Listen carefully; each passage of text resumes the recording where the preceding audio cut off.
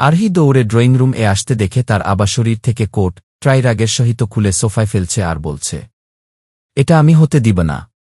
এটা আমি কিছুতে হতে দিব না। প্রয়োজন পড়লে আমি আমার সব কিছু লাগিয়ে দিব। তবুও আমি এটা কিছুতে হতে দিব না। আরহির বাবা রাগীভাবে এইসব বলছে আর ছটফট করছে। আরহি দেখতে পায় তার মা পাশে দাঁড়িয়ে রয়েছে। আরহি তার মায়ের কাছে গিয়ে ফিসফিস করে বলে উঠে, মা, কি হয়েছে? বাবা কি হতে দিবে না বলছে? আরহি জানি না। এখন আসল আর এইসব ছুরাছুরি করে বলতে শুরু করে দিয়েছে। আরহির মা, বাবা কোথায় গিয়েছিল আর কোথায় থেকে বা এসে এইসব বলছে?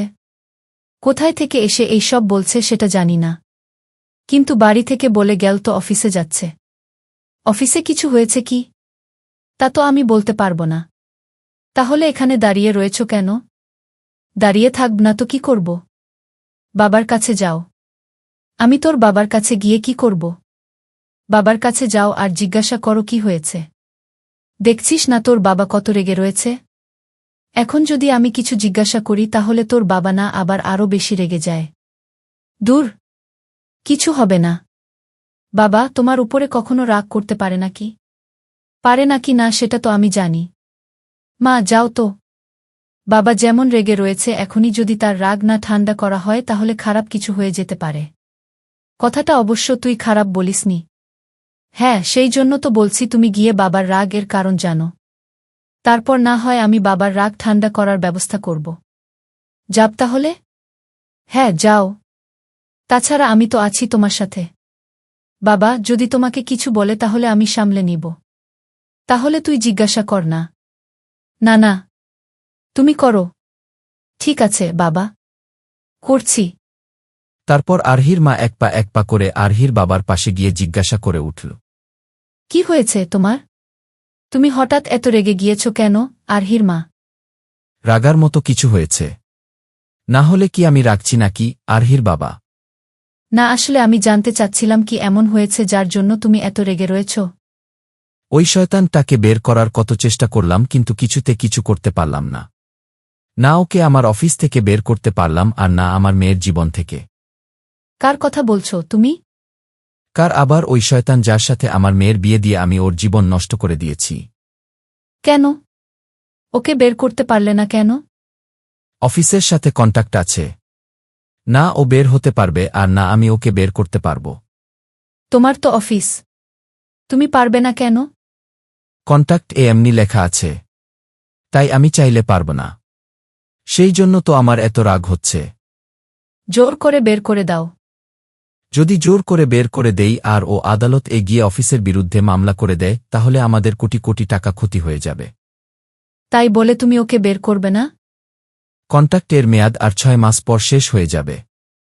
এই 6 মাসের জন্য কোটি টাকা লস দিলে কত বড় ক্ষতি হবে ভেবেছ? আর ওকে আমাদের মেয়ের জীবন থেকে সরিয়ে দেওয়ার বিষয়? আমি গিয়েছিলাম উকিলের কাছে এই নিয়ে কথা বলতে, কিন্তু উনি বলল অফিস থেকে ওকে এখন তো বের করা যাবে না, সেই সাথে আমাদের মেয়ের জীবন থেকে ও না। কিন্তু কেন? ডিভোর্স হওয়ার জন্য নিম্নে 6 মাস লাগবে। এটা কোনো কথা হলো? উকিল এটা বলল সেই সাথে বলেছে আমাদের মেয়েকে নাকি এই 6 মাস ওই জানোয়ারটার সাথে থাকতে হবে। কেন? এটা নাকি কোর্টের নিয়ম। তাই বলে তুমি আমাদের মেয়েকে ওই জঘন্য পরিবারে পাঠাবে? বিয়ের প্রথম রাতে ওরা যা করল তারপর না আবার ওই বাড়িতে পাঠানোর পর কি করবে? কোনোদিন না। দরকার পড়লে আমি আমার সারা পৃথিবীর সাথে লড়ে যাব, কিন্তু আমার মেয়েকে আমি কিছুতে ওই বাড়িতে পাঠাব না। আরহির মা বাবার মধ্যে এইসব কথা হচ্ছিল। আরহি পাশে দাঁড়িয়ে তার বাবার মুখ থেকে এমন কথা শুনে মুহূর্তের মধ্যে রাত মুখে হাসির রেখা ফুটে উঠল। তারপর মনে মনে বলে উঠল, যাক বাবা, এমনিতে সব কাজ হয়ে গেল। না হলে আমাকে আবার শুধু শুধু কষ্ট করে কোনো বুদ্ধি বের করে বাবাকে আটকাতে হতো। আমার মনে হয় ঈশ্বর ও আমার সাথে আছে আর তিনি চান যাতে আমি আমার প্রতিশোধ নিতে পারি। আরহি মনে মনে এইসব ভেবে মুচকি মুচকি হাসতে লাগল। কিছু সময় হাসার পর হাসি থামিয়ে মুখ স্বাভাবিক করতে করতে আবার মনে মনে বলে উঠল, যাই এখন বাবা, আগে বাবার রাগ ঠান্ডা করি। না হলে বাবার যে ভাবমূর্তি দেখছি তাতে তিনি আমাকে ওই বাড়িতে যেতে দিবে না, আর আমি যদি ওই বাড়িতে না যাই তাহলে জানোয়ারটার উপরে আমার প্রতিশোধ নেওয়া হবে না। তাই এখন বাবাকে বুঝিয়ে রাগ ঠান্ডা করি। আরহি মনে মনে এইসব বলে এক পা করে তার বাবার কাছে গিয়ে তার পাশে বসে বলে উঠল, বাবা, তুমি অয়থা এত চিন্তা করো না তো।